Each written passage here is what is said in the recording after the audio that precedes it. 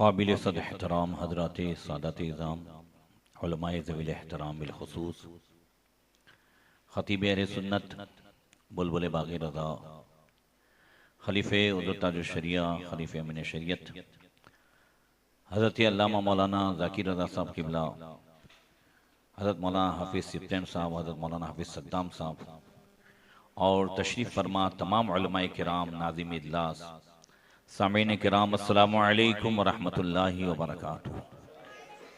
अल्हम्दुलिल्लाहि व कफ़ा वस्सलातु वस्सलामु अला मुहम्मदिनिल मुस्तफ़ा व अला आलिहि व अस्हाबिहि अल्लज़ीना सईदू फ़ी मआरिजिल हक़्क़ि वल हुदा व खुलफ़ाए सादातिना अबू बकर सिद्दीक़िल अकबर व उमर अल फ़ारूक़िल आज़म व उस्मान ज़िन नूरैन व असदिल्लाहिल गालिब अलीय्यिल मुर्तज़ा वब्निहिल इमाम हसनिल मुज्तबा व सिबतिहिल इमाम हुसैन शहीद दाफ़िइल कर्ब वल बला व उम्मिहिमा सय्यदतिन निसाइ फ़ातिमतुज़ ज़हरा वब्निहि अब्दुल क़ादिर सय्यदना गौसिल वरा व सिराज उम्मती अबी हनीफ़त इमाम अइम्मतिल हुदा व इमाम अहले सुन्नतिही मुजद्दिदिन आज़म लिदीनिही व शरीयतिही सय्यदना अहमद रज़ा वब्नि शेख अल मुफ्ती अल आज़म मुस्तफ़ा रज़ा वब्निही सय्यदी व सनदी व दुखरिया शेख अल मुफ्ती अख्तर रज़ा व जमी अहले सुन्नति व जमाअती दाइमन अबदन अबदा।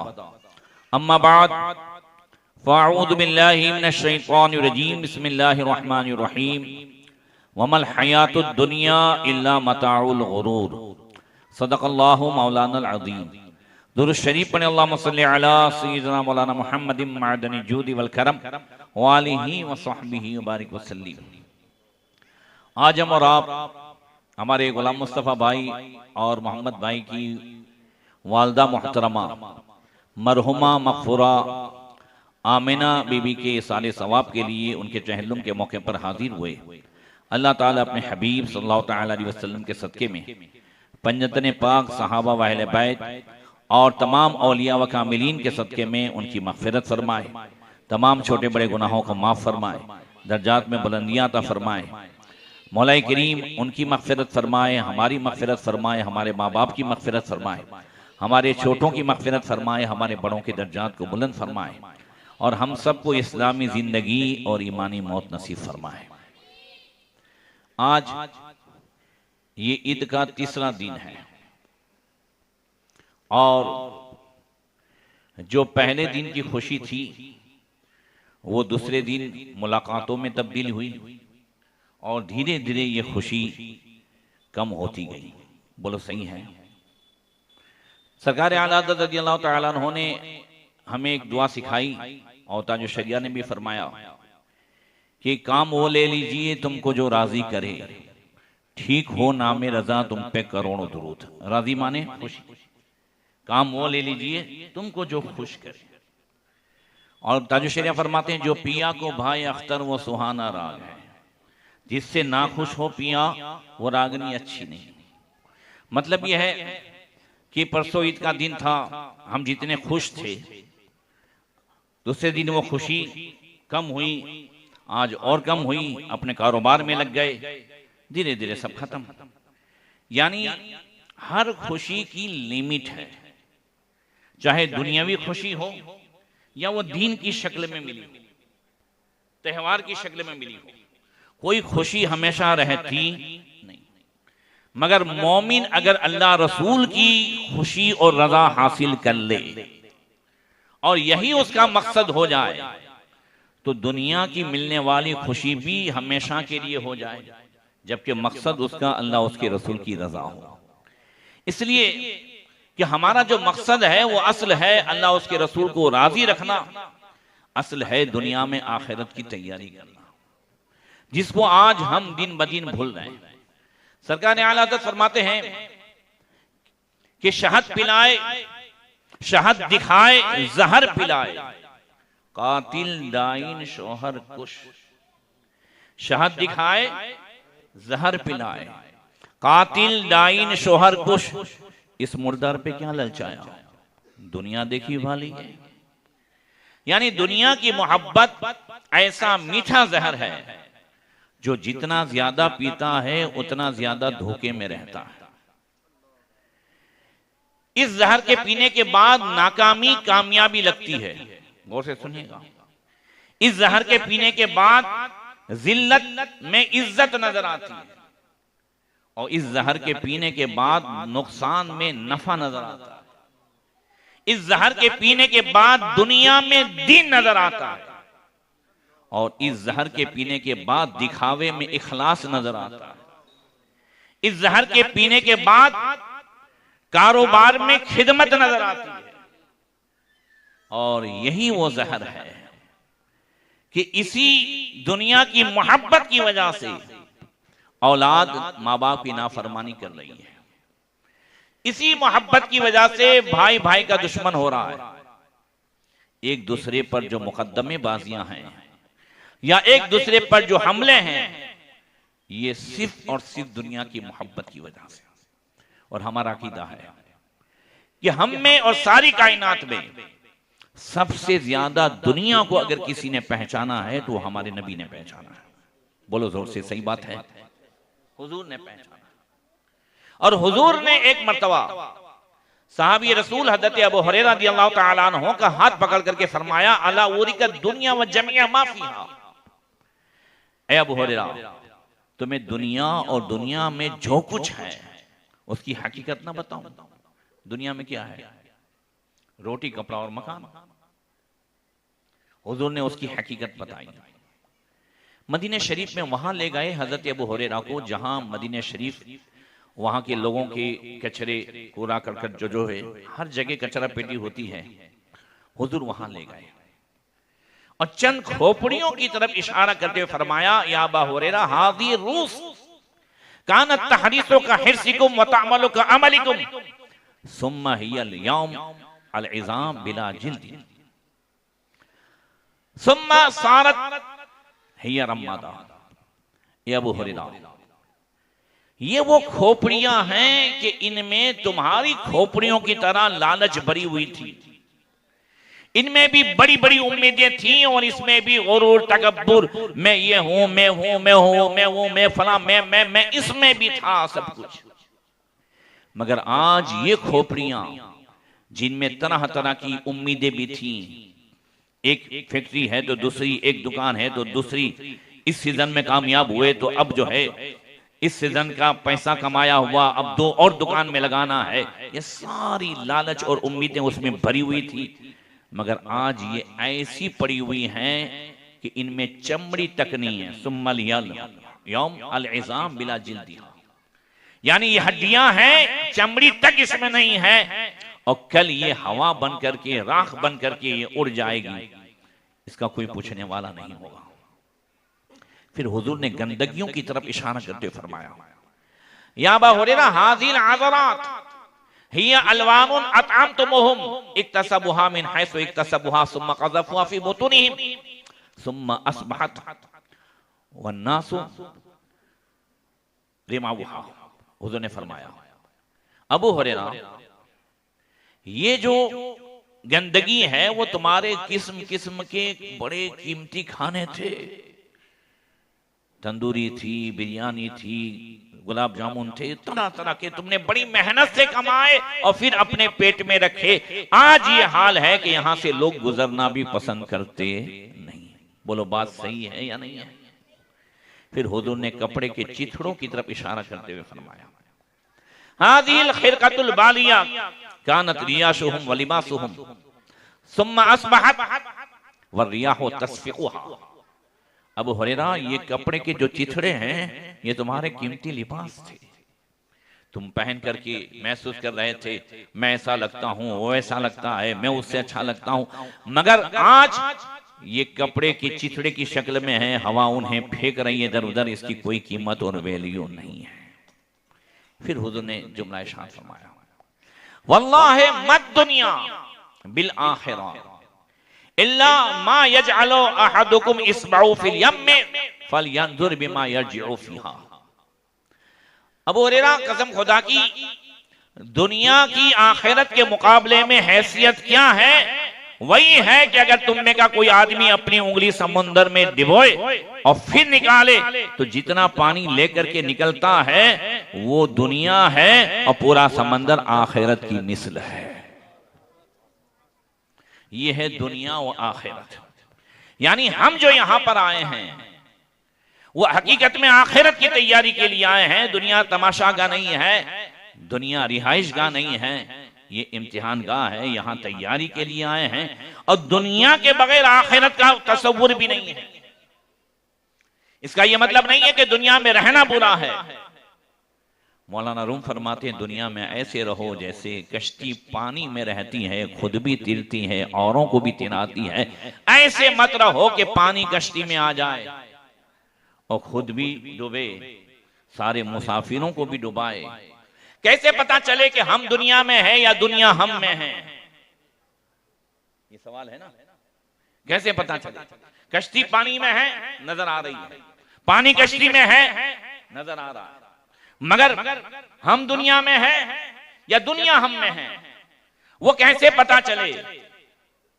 तो उलमा फरमाते हैं कि जब ये तसव्वुर हो जाए, जो आज ज्यादातर ये तसव्वुर है और जिसकी पेशिन गोई अल्लाह के रसूल सल्लल्लाहु अलैहि वसल्लम ने इस जमाने के ताल्लुक से की थी, वो तसव्वुर क्या है कि पैसा आए चाहे जैसा आए, जब ये मिजाज बन जाए तो समझ लेना कि हम दुनिया में नहीं है, दुनिया हम में है। और इसी के हवाले से अल्लाह के रसूल ने फरमाया याती अलन्नास ज़मानुन मा युबालिल बरउ मा अखज़ मिनहु अमिनल हलाल अमिनल हराम। ऐसा जमाना आएगा आदमी परवाही नहीं करेगा कि कहां से आ रहा है, हलाल से या हराम से। जब ये आ जाए तो समझ लो कि दुनिया हम में आ गई है। बात समझ में आ रही है? दुनिया में रहना बुरा नहीं है। बोलो गौसे आदम दुनिया में थे कि नहीं? जोर से बोलो। हजरत उस्मान गनी दुनिया में थे, हजरत अब्दुल रहमान बिन औफ दुनिया में थे। मैं उनकी मिसालें दे रहा हूं कि जिनके पास दुनिया काफी मिकदार में आई, मगर वो दुनिया में रहे, दुनिया उनमें नहीं रही। वो खुद भी तीरे, औरों को भी तिराया। गौसे पाक भी तीरे, इमाम आजम अबू हनीफा भी तीरे, औरों को भी तिराया। ये सब दुनिया में रहे और दूसरों को भी जो है तिराते रहे।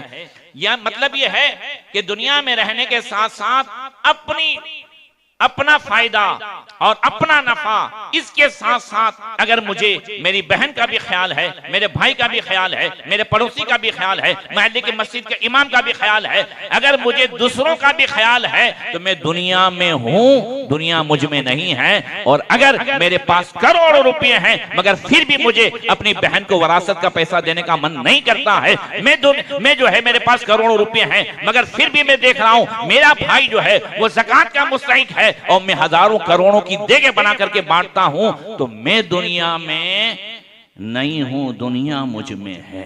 अब इससे ज्यादा मिसालें और दूं, जरूरत पड़ेगी? बात समझ में आ रही है? यानी गौसे पाक रज़ी अल्लाह ताला अन्हु देखें, इमाम आज़म अबू हनीफा देखें, इनके बहुत सारे वाकयात बयान कर चुका हूं। ये सब थे मगर उन्हें अपना भी ख्याल था। इमाम आज़म अबू हनीफा की मजलिस फिक़्ह से मशहूर नहीं थी। हम उन्हें किससे पहचानते हैं? फिक़्ह से। मगर उनकी मजलिस फिक़्ह की मजलिस से मशहूर नहीं थी, उनकी मजलिस मजलिसुल बरकत से मशहूर थी। वहां फिक़्ह का इल्म भी तकसीम किया जाता था, वहां किताब भी पढ़ाई जाती थी और चेहरे भी पढ़े जाते थे। किताब पढ़ना आसान है, चेहरा पढ़ना बड़ा मुश्किल है। और आज अगर हमने चेहरे पढ़े होते तो आज हमारे वो हालात ना होते, हमारे अइम्मा के वो हालात ना होते, हमारे रिश्तेदारों के वो हालात ना होते, या हमने बाजार में रह करके इर्द गिर्द के व्यापारियों के भी चेहरे पड़े होते तो भी हमें पता चलता कि हमने आज कितना कमाया है वो सामने वाले ने बोनी तक नहीं की है। अगर हमने चेहरे पड़े होते तो हमें एक दूसरे का ख्याल होता। इमाम आजम के जमाने में एक साहब बड़े जो है मालदार थे, करोड़पति थे, मगर गर्दिश जमाना की वजह से रोडपति हो गए, दाने दाने के मोहताज हो गए, कर्जा हो गया, घर में बैठ गए, अब कारोबार नहीं है। ऐसा होता है। मैंने अपनी आंखों से देखा है, जिनके हवाले से हम समझते हैं कि 7 पुश्तों तक पैसा चलेगा, एक पुश्त तक नहीं हो पाती। समझ रहे हैं? यानी जिनके हवाले से हम ये समझते हैं कि इतना है इतना है। हमारे पोरबंदर में अभी परसों ही मैंने उन दोनों भाइयों को देखा, ईद की नमाज में थे, अभी नौकरी करते हैं। बाप के पास इतना था कि रमजानुल मुबारक के 22वें रोजे हर साल उनके बाप जो है वो मेमन जमात खाना किराए पर रखते थे और सुबह से लेके शाम तक 8 लाख रुपए वो बतौर ज़कात सब पर जो है तकसीम करते थे, सिर्फ एक दिन। ये मैं 30 साल पहले की बात करता हूं। समझ रहे हैं? और फिर नतीजा ये हुआ कि धीरे धीरे साहब वो शिकार होते गए और फिर पोरबंदर छोड़कर अहमदाबाद की एक कोठरी में रहने लगे। मुझे परसों जब जिक्र हो रहा था तो एक साहब ने कहा, हजरत वो शाह आलम दरगाह के बाहर जो है मुंह छुपा करके फूल बेचते थे, किसी को पता तक नहीं था। और खुददार ऐसे थे कि किसी को अपने पास नहीं आने दिया। मैं पोरबंदर गया तो मैंने कहा, यार वो हाजी साहब को मुझे ढूंढना है, उनके पास जाना है, कम से कम उनकी खबर लूं, पता ही नहीं चलता है। मुझे लोगों ने उनका नंबर दिया, बोले आने तो नहीं देते मगर आप कोशिश करना। और तीसरे दिन मुझे पता चला कि उनका भी इंतकाल हो गया।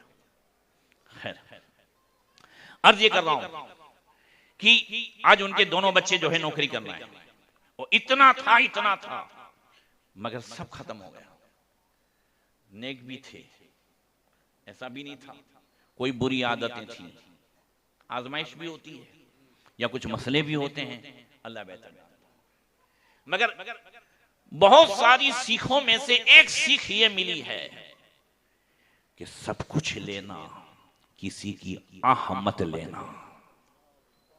तवज्जो है ना? सब कुछ लेना, किसी की आह मत लेना। आहें जो हैं वो बहुत कुछ हमसे छीन जाती है। और नौजवानों, सबसे ज्यादा कोशिश करना कि कभी माँ बाप की आह मत लेना, अपनों की आह मत लेना।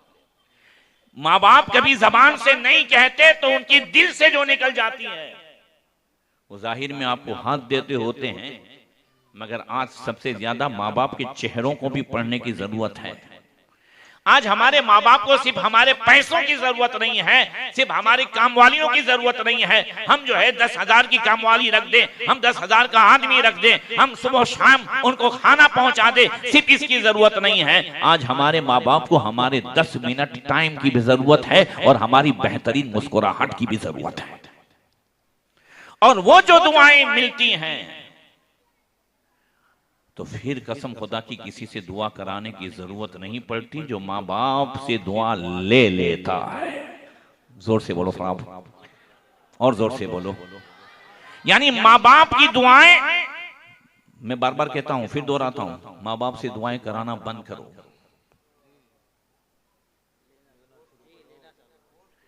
माँ बाप से दुआ कराई नहीं जाती है, ली जाती है।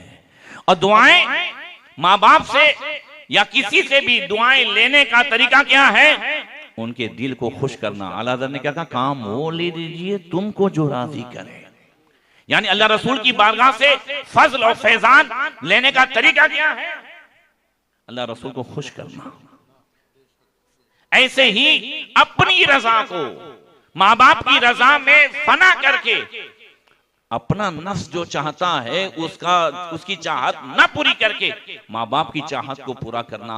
मतलब ये है, अगर माँ बाप ने कहा बेटे बाहर का माहौल अच्छा नहीं है, 10 बजे घर पे आ जाना, 12 बजे घर पे आ जाना, चाहे दोस्त 10 नाराज होते हों या 15 नाराज होते हों, चाहे हमने कितनों से वादा कर लिया हो, मगर माँ बाप ने कहा इतने बजे आ जाना, उस वक्त सारी चाहतों को ठुकरा करके माँ बाप का कहा मान करके चले जाओ। कसम खुदा की तुम्हें किसी और से दुआ कराने की जरूरत नहीं पड़ेगी, वही दुआ काफी है जो तुमने माँ बाप से ले ली है। मैं रमजान से पहले मेरा बयान था, हजरत मौलाना फजलुल्लाह चिश्ती साहब, हम दोनों का बयान था नडियाद में। तो एक नौजवान ने कहा हजरत आपका टाइम तकरीर का? मैं कहा 11 बजे तो हो जाएगी शायद। बोले हाँ वो अम्मा ने बोला है कि 12 बजे से पहले आ जाना, तो हम लोग हमेशा चले जाते 12 बजे से पहले और मैं देखता हूं कि वो जो तीनों नौजवान हैं जो हकीकत में माँ का कहा मानते हैं, माँ को खुश करते हैं। हजरत मैंने देखा, पहला भाई गया हज के लिए बीवी के साथ, तो माँ को ले गया। दूसरा गया, वो भी माँ को ले गया। अभी तीसरा इंसान जा रहा है, वो भी माँ को ले जा रहा है। वो ये नहीं कर रहा है कि माँ की तो हज हो गई है। समझ रहे? तो माँ की दुआ से आप भी पहचानते हो, अभी साहब आप भी पहचानते हैं, तीनों भाई इतना जो है माँ को रखते हैं। और सबसे बड़ी बात यह है कि तीनों साथ में रहते हैं। आज भाइयों का साथ में रहना भी अल्लाह की बहुत बड़ी नेमत है। एक दस्तरखान में साथ में खा लेना, जहां चार भाई साथ में बैठते हैं तो समझ लो अल्लाह तबारक व तआला का फजल है। वरना आज के इस दौर में मैंने देखा है कि सगे भाई एक माँ की कोख में जो है जन्म लेने वाले, कोख से जन्म लेने वाले और पलने वाले भी आज एक दस्तरखान पे नहीं बैठ पाते हैं। मगर आज जहां भाई बैठ जाते हैं, ये माँ बाप की तरबियत भी है, उनकी दुआओं का नतीजा है कि वहां आज एक दस्तरखान में साथ में नजर आते हैं। बहुत बड़ी चीजें, मैं बारीक बारीक बातें बता रहा हूं आपको आज के इस दौर में। तो मैं अर्ज कर रहा था कि इमाम आजम अबू हनीफा के जमाने में वो साहब जो करोड़पति थे, बात वहीं से चली है, करोड़पति हो गए। घर में ऐसे दाने के मोहताज हुए कि एक दिन गली से वो खीरा बेचने वाला, ककड़ी बेचने वाला निकला। उसने आवाज लगाई, छोटी बच्ची थी, उसने जिद की मुझे ककड़ी खानी है, पैसे थे नहीं। माँ रो के बैठ गई। बाप को भी असर हुआ, एहसास हुआ कि आज इतना पैसा नहीं है कि इसको ककड़ी खरीद के दे सकूं। उसे इमाम आजम की मजलिस याद आई। बोले इमाम आजम के पास जाकर के हाल बयान करूं, हो सकता है वहां से कुछ मिल जाए। मगर जैसे ही पहुंचा, आप पढ़ा रहे थे, बैठ गया, मजलिस खत्म हुई, जबान कभी खोली नहीं थी, गैरत ने गवारा नहीं किया, बस उठ के चला गया। जब वो जाने लगा तो इमाम आजम ने उसका चेहरा पढ़ लिया। जोर से बोलो, इमाम आजम ने चेहरा पढ़ लिया। पीछे पीछे गए, बोले ये आया है, कोई मकसद होगा। दूर से उसका मकान देख लिया। रात होने का इंतजार करने लगे। रात का सन्नाटा हुआ, आधी रात हुई।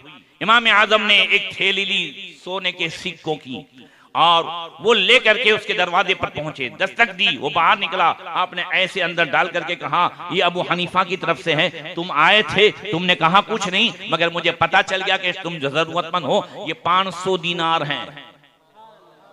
20 दीनार में आदमी साहिब निसाब हो जाता है। कितने? 20 दीनार में साहिब निसाब हो जाता है।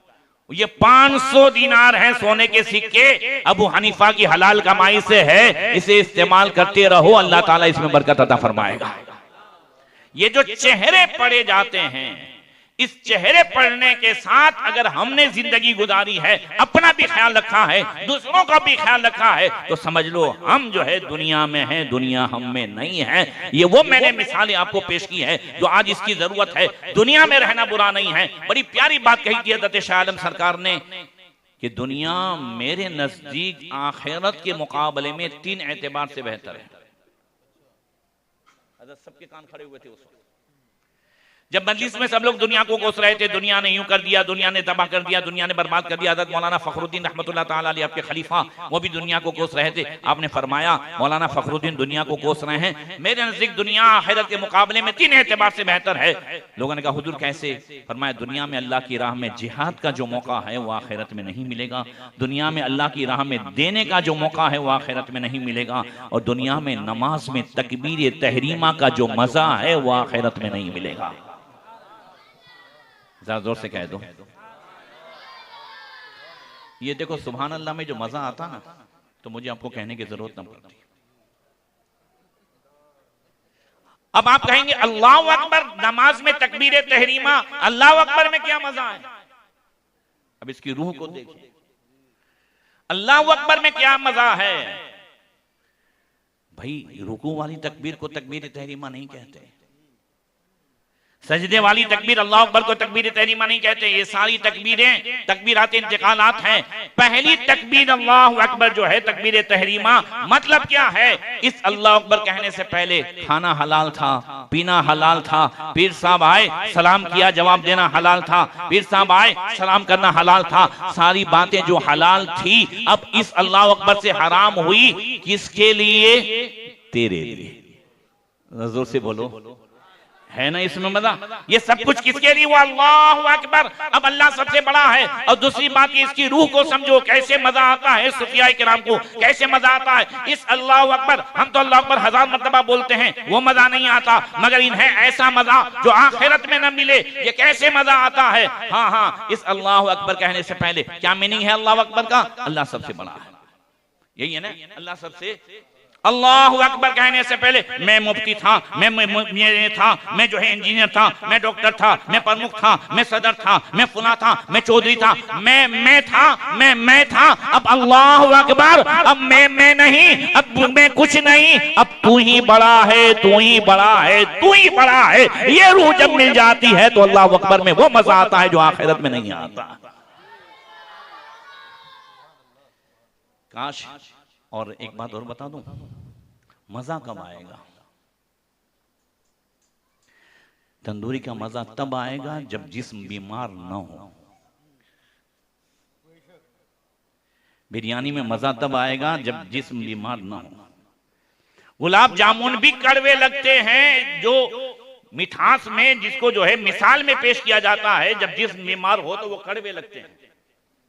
सही है। ऐसे ही अल्लाहु अकबर, नमाज, रोजा और अल्लाह की राह में देने, कुरान की तिलावत, दुरूद शरीफ, इन सब में भी मजा तब आएगा जब दिल बीमार न हो। जोर से बोलो, दिल बीमार न हो। क्या मतलब? मैं मुफ्ती हूं, मैं आया तो कोई क्यों खड़ा नहीं हुआ? अगर मेरे अंदर ऐसा है तो मेरा दिल बीमार है। इनके पास गाड़ी कहां से आई? बस ऐसा कुछ काला धोला कराऊं तो जो है अब इनकी गाड़ी इनके पास न रहे। अगर मेरे दिल में ऐसा हसद है तो मेरा दिल बीमार है। इनकी तकरीरें इतनी क्यों हो रही है, मुझे कोई क्यों नहीं पूछता है? अगर मेरे दिल में ऐसा है तो मेरा दिल बीमार है। समझ? उसकी दुकान इतनी क्यों चलती है, उसके पास इतना क्यों है? अगर ये सारा हसद मेरे दिल में है तो दिल बीमार है। तुम मेरे जनाजे को हाथ मत लगाना, मैं तेरे जनाजे को हाथ नहीं लगाऊंगा, ऐसा कीना सीने में पल रहा है तो दिल बीमार है। बात समझ में आ रही है? ये बुग़्ज़, ये तकब्बुर, ये गुरूर, ये हसद, ये हिर्स, ये हवस, करोड़ों की जायदाद है और बहनों को देने का दिल नहीं करता है, तो ये लालच दिल में मौजूद है और दिल बीमार है। इन बीमारियों की वजह से न नमाज में मजा आता है, न रोजे में मजा आता है, न कुरान की तिलावत में मजा आता है। आप सच कहें और ईमान लगती कहें कि आप मुझे बताएं कि इतने दिनों आपने नमाज पढ़ी, तरावी पढ़ी, मजा आया? बात 2020 चल रहा हो, उसमें अगर हमको तरावी में इतना मजा आता तो पूरी रात फिर क्रिकेट खेलने की जरूरत क्या थी?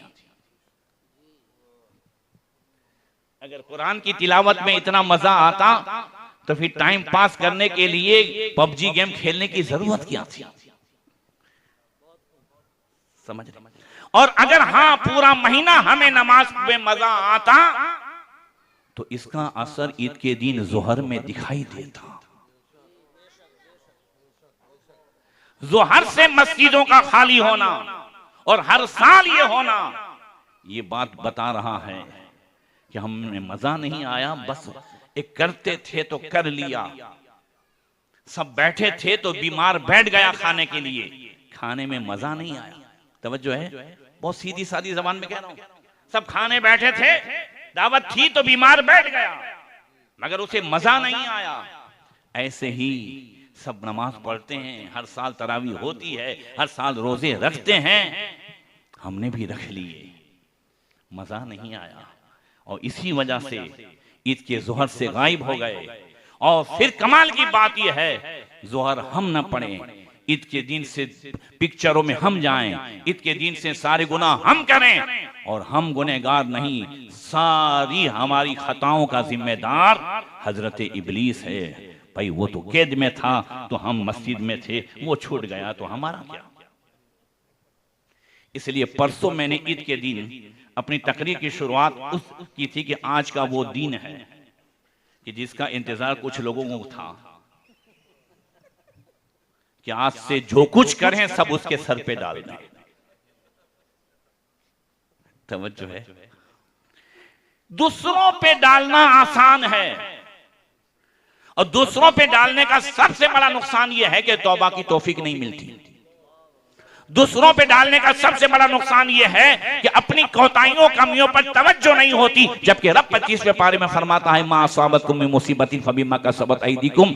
हाँ, जो मुसीबत तुम्हें पहुंचती है तुम्हारे हाथों की कमाई है। वयअफू अन कसीर, अल्लाह फरमाता है ज्यादा तो अल्लाह माफ फरमा देता है। ये जो तुम मुसीबत में मुब्तला हो, अल्लाह ने किसी एक की पकड़ की है तो ये हालत है। अगर अल्लाह एक एक खता की पकड़ करे तो क्या हालत। तो मैं अर्ज कर रहा था कि इन तमाम चीजों में हमने माह रमजान में अगर कोई लज्जत महसूस की हो तो उसका अंदाज और उसका एहसास बाद के दिनों में नजर आता है। हजरत सैयदना बिश्र हाफी रहमतुल्लाह ताला अलैह, जरा जोर से कह दो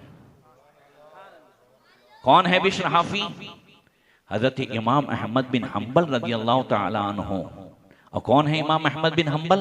गौसे पाक, जिनको इमाम में अहले सुन्नत कह करके पुकारते थे, याद करते थे तो इमाम अहले सुन्नत कहते थे। वो गौसे पाक रज़ी अल्लाह ताला अन्हु जिनके मजहब के मुक़ल्लिद हैं। वो इमाम अहमद बिन हम्बल, हजरत बिश्र हाफी जब आते थे, इमाम अहमद बिन हम्बल पढ़ाते थे तो खड़े हो जाते थे, पढ़ाना बंद करते थे और उनकी बातें सुनने में लग जाते थे। एक दिन शागिर्दों ने कहा, हजरत ये एक मजजूब किस्म का आदमी, पागल किस्म का आदमी आता है, आप साहिब मजहब इमाम हैं, आप जो हैं इतने बड़े आलिम हैं, फकीह हैं, और आप खड़े हो जाते हैं, पढ़ाना बंद कर देते हैं, इनकी बातें सुनने लगते हैं। इमाम अहमद बिन हम्बल ने कहा, अहमद बिन हम्बल किताबों को जानने वाला है और बिश्र हाफी अल्लाह की मारिफत रखने वाला है, अल्लाह को जानने वाला है, इसलिए मैं किताबें बंद करके उसके साथ बात में लग जाता हूं जो अल्लाह को पहचाने। उन्होंने क्या फरमाया? बिश्र हाफी ने फरमाया, बीसल कौम ला यारिफून अल्लाह इल्ला फी रमजान। फरमाया वो कौम जलीलो रुस्वा है, वो कौम बेइज्जत है, वो कौम बड़ी बुरी है जो अल्लाह को सिर्फ रमजान में पहचानती है। बोलो तादाद हमारी यानी इस मामले में ज्यादा है ना, ये जो सिर्फ रमजान में पहचानते हैं। और सुफियान ने एक बात तो बड़ी पते की कही, फरमाया मन काना याबुदु रमजान फइन्नहु कद मज़ा व मन काना याबुदुल्लाह फइन्नल्लाह बाग़।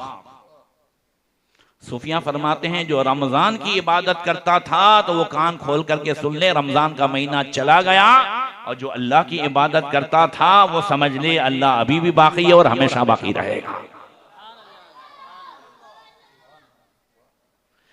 अब ये जुमला हमें झंझोड़ रहा है कि हम किसकी इबादत करते। अगर हम रमजान की मादला इबादत करते तो रमजान का महीना चला गया। कोई ये नहीं कहता है कि हम रमजान की इबादत करते हैं, अंदाज बता रहा है। यानी माह रमजान के बाद मस्जिदों का वीरान होना और मुसलसल जो है सिर्फ जुमा के अलावा हमेशा अल्लाह को भूले रहना, ये अंदाज बताता है कि हाँ रमजानी मुसलमान ये सिर्फ माह रमजान में अल्लाह को याद करते थे। अगर उनको माह रमजान में भी हकीकत में अल्लाह को याद किया होता और उसमें भी मजा आता तो ये मजा हमेशा के लिए बाकी रहता। मुझे अब बताओ, ये हजरत काफी टाइम से मैंने तो तंबाकू पान वगैरह सब छोड़ दिए थे। अब वो ज़ैनुल आबिदीन बापू के साथ उम्रे में गया था, वो पान की आदत पड़ी तो अभी पान यानी सादा पान खाता हूँ, मगर ये 4 दिन की आदत अभी जा नहीं रही है। आदमी के 4 दिन की आदत हो जाती है ना तो जाती है ना, बोलो सही है। तो ये महीने दिन की इबादत की आदत क्यों खत्म हो जाती है? 4 दिन की आदत छुट्टी नहीं, तो महीने दिन जिसमें आदत पड़ गई थी, रमजान का महीना ये तो सिखा के गया ना कि मुसलमान फजर में उठ सकता है। जोर से बोलो, सिखा के गया कि नहीं गया? गया कि नहीं गया? यानी जो मुसलमान सहरी में उठ सकता है वो फजर में उठ सकता है। और जो मुसलमान सहरी तक जाग सकता है वो फजर के लिए भी जाग सकता है। बोलो सही है? ये उन जहनों का इलाज कर रहा हूं जो कि अपने तो कहां सोते हैं। तो जो सहरी तक जाग सकता है, हाँ माह रमजान ये भी सिखा करके गया हम सबको कि जो माह रमजान में नमाज की सेटिंग कर सकते हैं कि दुकान में जितने हैं किसी की जमात नहीं जा रही है, वो बाद रमजान भी ऐसी सेटिंग कर सकते हैं। और जो अलार्म आपने माह रमजान में सहरी के लिए रखा था वो 11 महीने फजर के लिए भी रख सकते हैं। उसमें ये भी सेटिंग है, सिर्फ रमजान की सेटिंग नहीं है कि आपको सहरी ही के लिए जगाएं। उसमें ये भी सेटिंग है कि वो आपको फजर के लिए भी जगा सकता है, और उसमें ये भी सेटिंग है कि आपको अपनी गफलत से भी जगा सकता है। अगर ये चीजें आ जाएं हमारे अंदर तो बहुत सारी चीजें हैं। असल मामला यह है कि सब कुछ हमसे निकल जाए मगर एहसास ना निकले तो जिंदगी कामयाब है। जिंदगी तब मौत में तब्दील हो जाती है कि जब दिल से एहसास मर जाता है, जमीर मर जाता है। और जब ये एहसास ना हो, खास करके इस बात का एहसास, आखिरी एक बात कर दूं, इस बात का एहसास आज जरूरी है जो आज हमें हर वक्त गफलत में मुब्तला करता है। इस एहसास का ना होना, वो एहसास क्या है? जिस तरीके से हमें अपने सेठ का एहसास है, सुपरवाइजर का एहसास है, बॉस का एहसास है, बड़ों का एहसास है कि हाँ उसको हम मुंह क्या दिखाएंगे। मैं बार बार कहता हूं, क्या यार सेठ ने देख लिया तो, हजरत ने देख लिया तो, उसने देख लिया तो, ये देख लिया तो, ये एहसास है कि नहीं? ये एहसास भी आदमी को गुनाहों से दूर रखता है। ये एहसास भी आदमी को गफलत से दूर करके चौकन्ना रखता है कि हाँ वो देख रहा है, हाँ वो देख रहा है। अगर यही एहसास हर वक्त हो जाए कि अल्लाह देख रहा है, बुलंद आवाज से बोलो, रोजे ने यही एहसास हमको सिखाया कि नहीं सिखाया? रोजे ने क्या सिखाया था? ये सिखाया ना कि अल्लाह देख रहा है। क्यों आप अपने बंद कमरे में जो पानी की बोतल थी वो आपने नहीं पी? इसलिए कि अल्लाह देख रहा है। अब दूसरी बात कि जिस तरीके से एक बंदा अगर 3-4 दिन नौकरी में लेट जाता है तो उसे ये एहसास सताता है कि बॉस को मुंह क्या दिखाऊंगा, सेठ को मुंह क्या दिखाऊंगा। 10 बजे जाने का टाइम है, 11 बजे 4 दिन से उठता हूं, 4 दिन से लेट जाता हूं, सेठ को क्या मुंह दिखाऊंगा।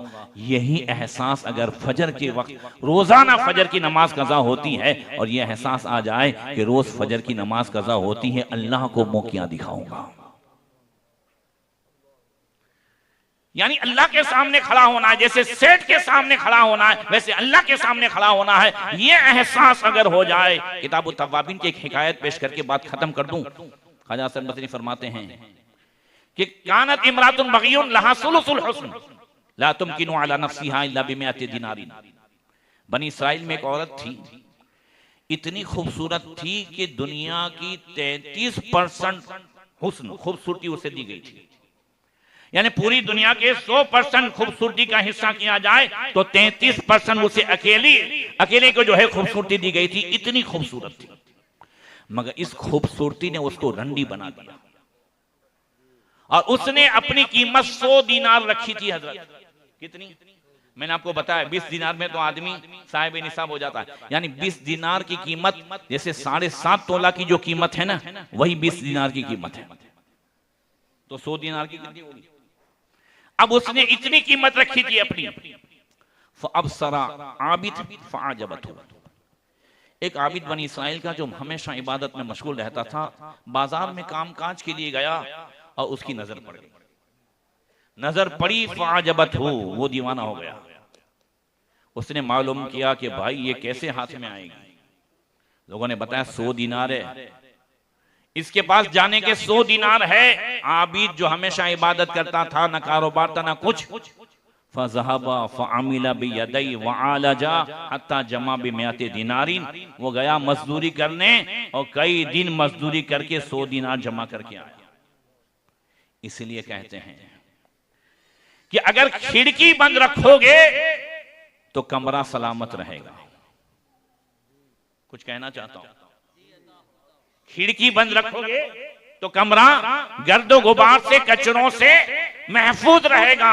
आंख और कान खिड़की है, दिल कमरा है। इसलिए रब ने 18वें पारे में फरमाया, कुल लिल मुमिनीना यगुद्दू बिअब्सारिहिम व यहफज़ू फुरूजहुम।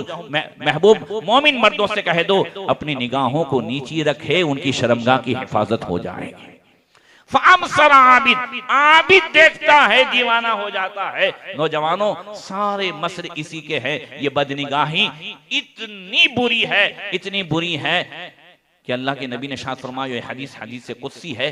अल्लाह फरमाता है, अन्नज़रु सहमुम मसहूमुम मिन सिहाम इब्लिस फमन तरकहा मिन मखाफती अब्दलतु ईमानन यजिदु हलावतहु फी क़ल्बी। फरमाया, बदनिगाही इब्लीस के जहर आलूद तीरों में से एक तीर है। अल्लाह फरमाता है, जो मेरे खौफ से इसे छोड़ दे, मैं उसे दिल में ऐसा ईमान अता करूंगा, मैं उसके दिल में ऐसा ईमान अता करूंगा कि उसकी मिठास वो अपनी इबादत में पाएगा। जरा जोर से कह दो, फमन तरकहा मिन मखाफती, उसे छोड़ दे। क्या मतलब, आज अगर कोई अपना जो है मोबाइल निकाल करके बीबी फिल्में देख रहा है, बीबी क्लिप्स देख रहा है, या कोई भी बुरे मनाजिर देख रहा है, और ख्याल ये है कि यहाँ बीवी नहीं देख रही है, अब्बा सो गए हैं, चचा सो गए, कोई नहीं देख रहा है, मगर ख्याल आ गया कि अल्लाह देख रहा है। फमन तरकहा मिन मखाफती, अल्लाह फरमाता है मेरे खौफ से उसने छोड़ दिया, डिलीट मार दिया। अब क्या हुआ, अल्लाह फरमाता है वो ईमान दूंगा जिसकी मिठास वो अपने दिल में पाएगा। और सूरे रहमान में फरमाया, वलिमन खाफा मकाम रब्बिही जन्नतान, जो मेरे खौफ से हाँ गुनाह को छोड़ेगा उसे मैं 2 जन्नत अता करूंगा, एक जन्नत अता करूंगा और एक जन्नत में अपने महबूब का पड़ोस अता करूंगा।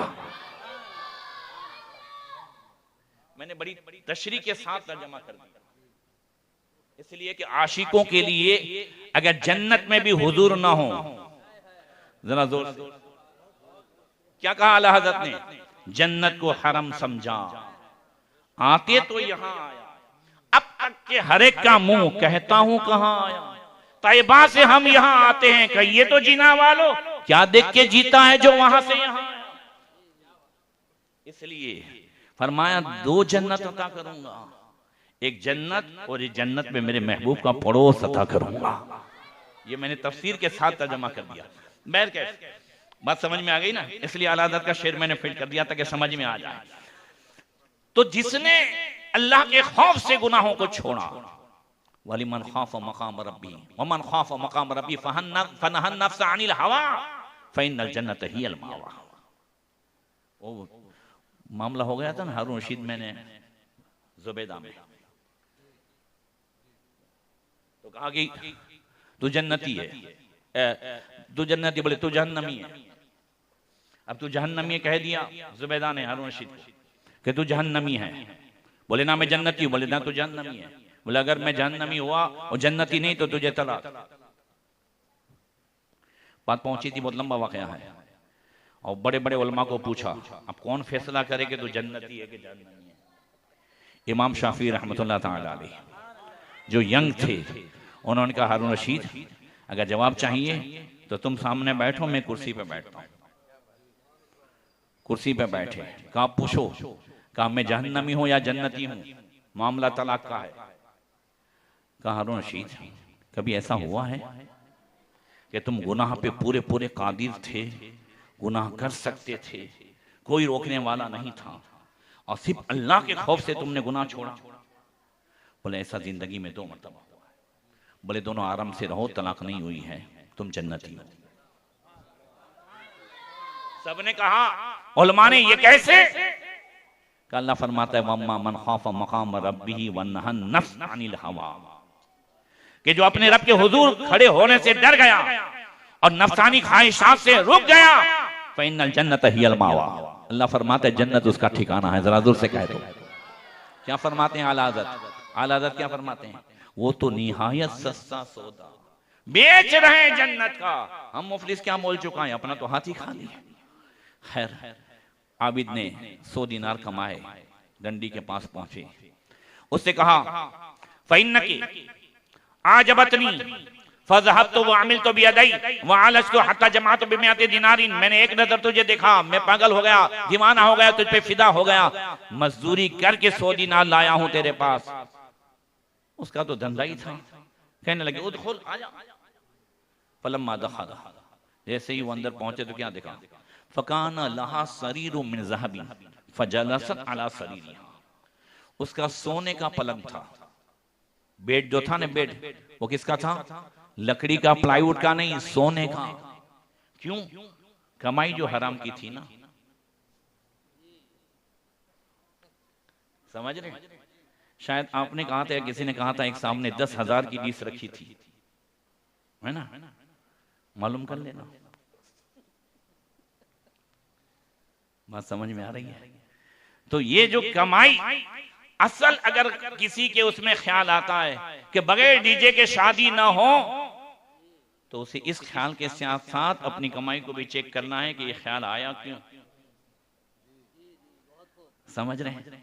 ऐसे ही किसी भी गुनाह में खर्च करने का अगर ख्याल आता है तो साथ में कमाई को भी चेक कर लेना है कि ये ख्याल आया क्यों है। इसलिए कि जहां हराम की कमाई होगी वहां अच्छे ख्याल नहीं आएंगे, वहां बुरे ही ख्याल आएंगे। अच्छे में खर्च करने का दिल नहीं करेगा, अच्छे में खर्च करने में मजा नहीं आएगा जितना रियाकारी में और हराम में खर्च करने में मजा आएगा। ये सारा कमाई का मसला रहता है। बैर के फलम्मा दखला, वो जब गया कहा हलुम मैनी आजा, फलम्मा जलसा मजलिसल खातिन ज़करा मकामहु बैन यदै अल्लाह ताला, जैसे ही वो जिनाकारी की नियत से, हमबिसरी की नियत से बैठा, उस शक्ल सूरत में बैठा, अचानक ख्याल आया, फज़करा मकामहु बैन यदै अल्लाह ताला। मैंने इसलिए वाक़या सुना है कि ये ख्याल आ जाए। आप ही को ख्याल आया कि कल अगर अल्लाह ने पूछ लिया कि तू तो मुझे याद करता था, तू तो इबादत करता था, तू तो मेरे जिक्र में मशगूल रहता था, एक झूठी मोहब्बत में तूने मुझे छोड़ दिया, फज़करा मकाम बैन यदै अल्लाह ताला, अल्लाह की बारगाह में खड़ा रहना याद आ गया। इत्तखज़त आदतुन, अब आबिद जो महीनों से जो है मेहनत करके आया था, 100 दिनार कमा करके आया था, मजदूरी करके आया था, अब कब कमाने लगा, कांपने लगा और कहने लगा उतरुकनी हत्ता अखरुजा, तू मुझे छोड़ दे, मैं यहाँ से निकलना चाहता हूँ। वल्लके में आते दिनारिन, ये 100 दिनार भी तेरे हैं, मुझे कुछ नहीं चाहिए। अब रंडी कहती है मा बदा अलक ज़अमता अन्नका आजा राइतनी व आजबतुका व ज़हबता व अमिलता बियदै व आलजता हत्ता जमाअता बिमियाति दिनारिन फलम्मा क़दरता अलैया फ़अलता बिल्लज़ी फ़अलता मा बदा अलक। वो कहती है अरे क्या हुआ तुझे, तेरा मामला समझ में नहीं आ रहा है। थोड़ी देर पहले तो तू कह रहा था ना कि एक नजर देखा तू दीवाना हो गया, महीनों से तूने मजदूरी की, 100 दिनार जमा किए,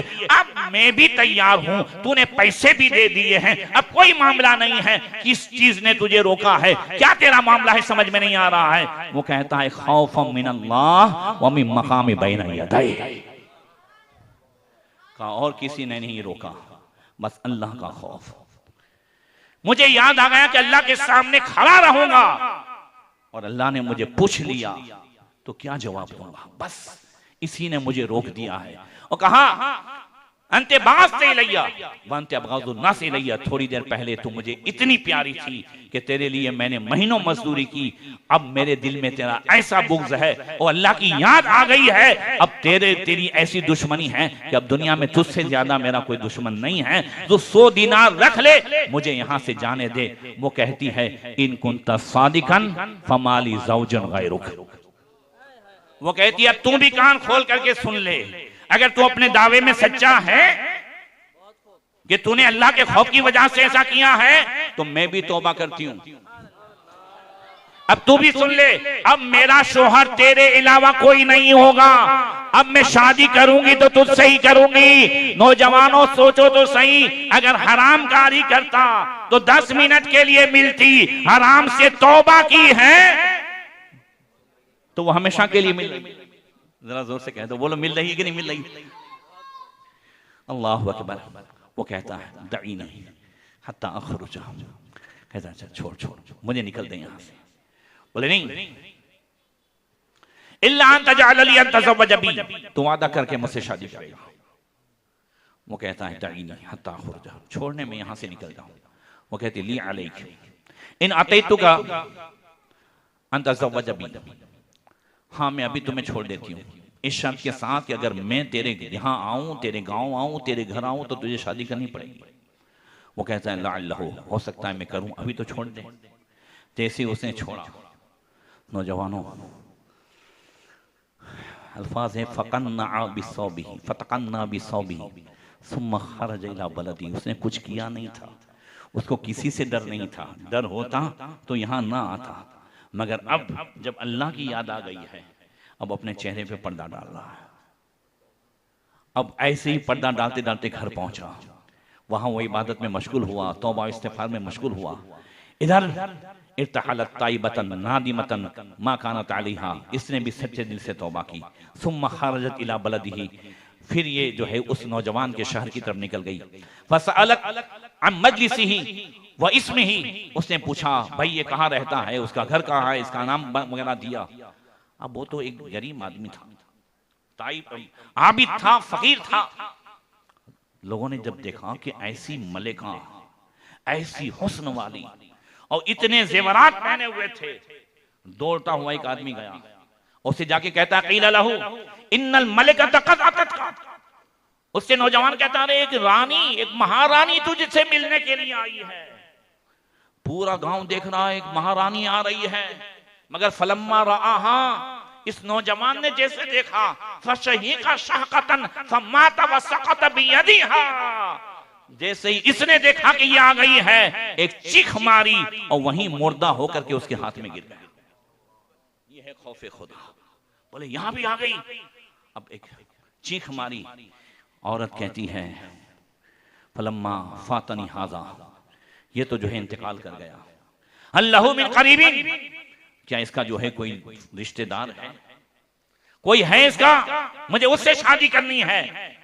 लोगों ने कहा रजुलुन अखूहु फकीरुन, इसका भाई है मगर वो भी फकीर है, तेरे लायक नहीं है। तू तो बहुत बड़ी मालदार और खूबसूरत है, वो तेरे लायक नहीं है, वो तो फकीर है। वो कहती है अतज़व्वजु ली हुब्बन ली अखीही, मैं उससे जो शादी करूंगी उसके भाई की मोहब्बत की वजह से कि मुझे दुनिया नहीं मिली है, इसकी वजह से मुझे तौबा की तौफीक मिली है। अब मैं परहेजगारी की वजह से इससे शादी करूंगी, भले फकीर है। फतज़व्वजहा, उसने शादी की। फनशरल्लाह सबअत औलिया, अल्लाह ताला ने, ख्वाजा हसन बसरी फरमाते हैं, उसके पेट से 7 औलियाए किराम को पैदा फरमाया।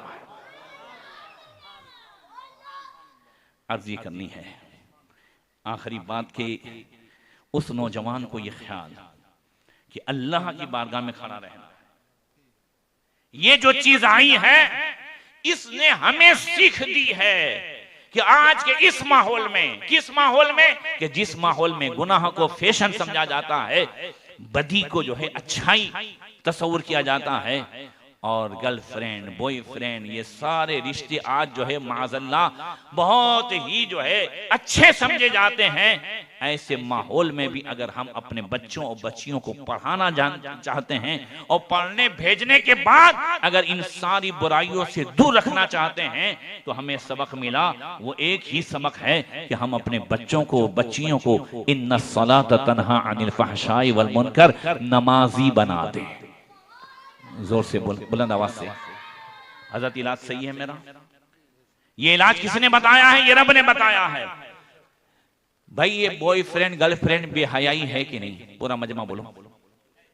नहीं समझते हो बेहयाई तो बोलो। आवाज नहीं आई। आवाज बेहयाई है या नहीं? बुलंद आवाज से, है या नहीं? बेहयाई का इलाज क्या है? ये बुराई है कि नहीं? इलाज क्या है? मैं नहीं बता रहा हूं, अल्लाह किस पे बारे में फरमाता है इन्नस्सलात तन्हा अनिल फहशाई वल मुनकर। अगर चाहते हो कि कॉलेज में भी बेटी बॉयफ्रेंड से महफूज रहे और बेटा गर्लफ्रेंड से महफूज रहे, ऐसे माहौल में जाकर के भी अगर आपके बच्चे महफूज रहें, तो अपने बच्चों को नमाजी बनाओ। जिस तरीके से नमाज ने, इबादत ने उस आबिद की हिफाजत की है, इंशाल्लाह नमाज हमारी बच्चियों की भी हिफाजत करेगी, हमारे बच्चों की भी हिफाजत करेगी। और यही अगर हम में से किसी ने अमल कर लिया तो इंशाअल्लाह हमारे गुलाम मुस्तफ़ा भाई की वालदा मरहुमा मग़फ़ूरा आमिना की मग़फ़िरत का ज़रिया हो जाए, उनकी बख्शिश का ज़रिया हो जाए। मैं 2 मिनट लूँ हज़रत, 2 मिनट लूँ। इसाले सवाब की महफिल है। इसाले सवाब की तो हमारे यहाँ भाई सुन्नी इसाले ना सवाब ना करे तो कौन करे? सही है, तीजा 10वां 40वां हम ही करते हैं, मगर इसाले सवाब की सिर्फ यही सूरतें नहीं हैं कि हमने देगे पका दी। इसाले सवाब क्या है? हदीस सुनाता हूँ, हदीस पहले ज़ाहिरी एतबार से सुनिए। हज़रत अनस कहते हैं इन्ना रजुलन खरज फी ज़मानी नबी सल्लल्लाहु तआला अलैहि वसल्लम व अमर इमरतहु अल्ला तखरुज फी बैतिहा। एक साहब हुजूर के ज़माने में बहुत दूर सफ़र के लिए गए और बीवी को कह के गए घर से मत निकलना, मेरी इजाजत के बगैर घर से मत निकलना। फमरीज़ अबूहा, उनके बाप बीमार हो गए, औरत के बाप बीमार हुए। फरसलत नबी सल्लल्लाहु तआला अलैहि वसल्लम फज़करत ज़ालिका लहा, उन्होंने हुजूर की बारगाह में भेजा, या रसूलल्लाह अब्बा बीमार हुए हैं, शौहर ने कहा है कि उनकी इजाजत के बगैर न जाऊं, तो क्या बाप को देखने जाऊं? अब वो मोबाइल का जमाना तो था नहीं कि इजाजत ले लेती। हुजूर ने फरमाया मुर अतीई ज़ौजकी, उससे कहो शौहर का कहा माने न निकले। फमाता अबूहा, बाप का इंतकाल हो गया। फअरसलत इला नबी सल्लल्लाहु अलैहि वसल्लम फज़करत ज़ालिका लहा, उन्होंने भेजा या रसूलल्लाह बाप का इंतकाल हो गया है, आखिरी दीदार के लिए जाऊं? फरमाया मुर अतीई ज़ौजकी, उससे कहो शौहर का कहा माने। नहीं गई, बाप का इंतकाल हुआ, बीमार हुए तो भी नहीं गई, इंतकाल हुआ तो भी नहीं गई, शौहर का कहा माना। अब तक वो हुजूर के पास भेजती थी। फअरसलन नबी सल्लल्लाहु अलैहि वसल्लम इलैहा, अब हुजूर ने कासिद उसकी तरफ भेजा और फरमाया जाओ उसे खुशखबरी दे दो, इन्नल्लाह ताला कद गफर लि अबीहा लिताअति ज़ौजिहा, हां अल्लाह तबारक व तआला ने उस औरत के शौहर का कहा मानने की वजह से बाप की बख्शिश फरमा दी है। हमारा ईमान कहता है सबसे बड़ा इसाले सवाब ये है, एक औरत अगर जो है बाप के इंतकाल के वक्त शौहर का कहा माने तो बाप की बख्शिश का जरिया हो जाए। अगर औलाद अपने माँ बाप के इंतकाल के वक्त अल्लाह रसूल का कहा माने तो उनकी भी बख्शिश का जरिया हो जाए। भाई अगर दाढ़ी नहीं थी तो सुन्नत रसूल सजा ले। माँ बाप के इंतकाल से पहले नमाजों में सुस्ती होती थी, अब नमाजों की पाबंदी करे। कोई गुनाह हो रहा था उस गुनाह को छोड़ दे। जब एक बिस्मिल्लाह बेटे की बाप की बख्शिश का जरिया हो जाए, वो अज़ाब कब्र दूर करने का जरिया हो जाए, तो ऐसे ही अगर औलाद नमाज की पाबंद हो जाए या गुनाहों को छोड़ दे तो ये भी इसाले सवाब का बहुत बड़ा जरिया है। अल्लाह तबारक व तआला हमें अमल की तौफीक अता फरमाए। अस्सलामु अलैकुम व रहमतुल्लाह।